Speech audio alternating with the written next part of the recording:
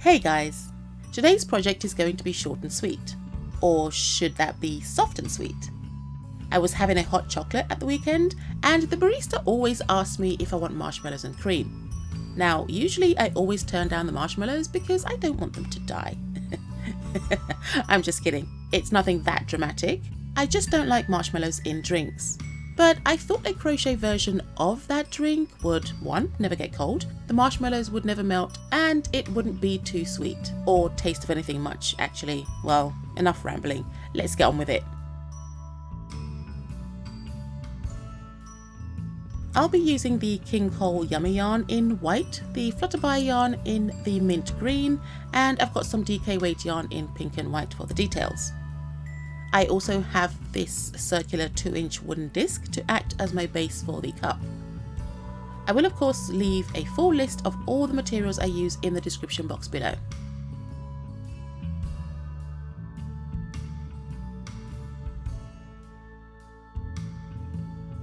Using the white yarn, I began by crocheting a large-ish circle, starting small and growing it in size.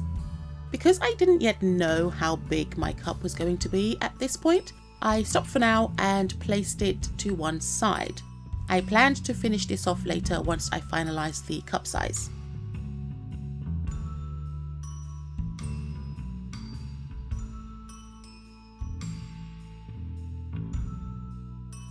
To make the cup, I crocheted a 2-inch circle with the mint green yarn to cover the wooden disc.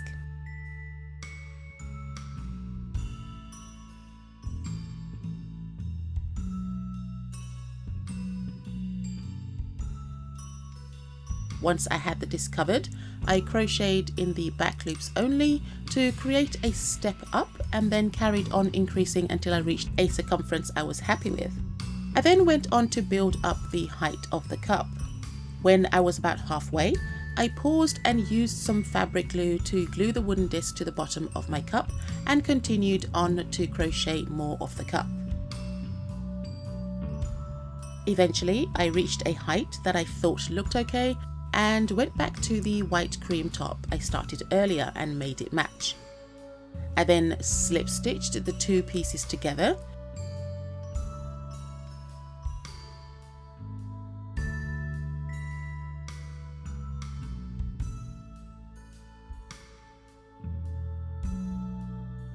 And with that done, I stuffed the cup, finished off one final row for the rim of the cup, and then put it all aside while I worked on the other details.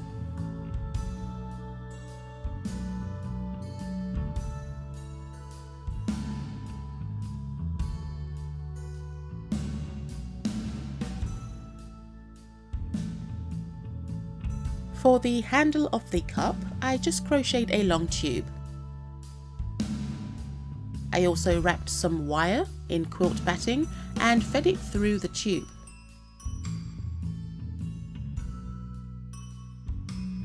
The wire wasn't really necessary, but I wanted to be able to create some stability and shape that would hold. And of course, yes, you can use pipe cleaners here as well, but for it to be structurally stable, I used a heavier gauged wire. Anyway, I then sewed the handle onto the cup.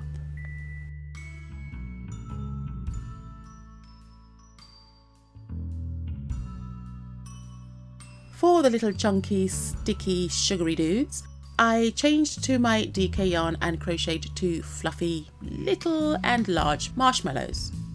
These were also pretty simple, nothing too complicated with them, and I just made one slightly bigger than the other as one of them has been melting for a bit longer. I then added some safety eyes, a smile, and some cheek highlights.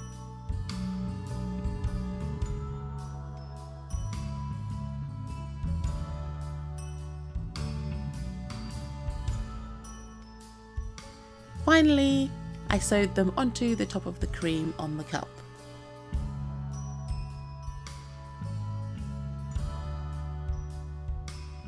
With all that melting and no one drinking the overflow, of course you have to have some cream drips on the side.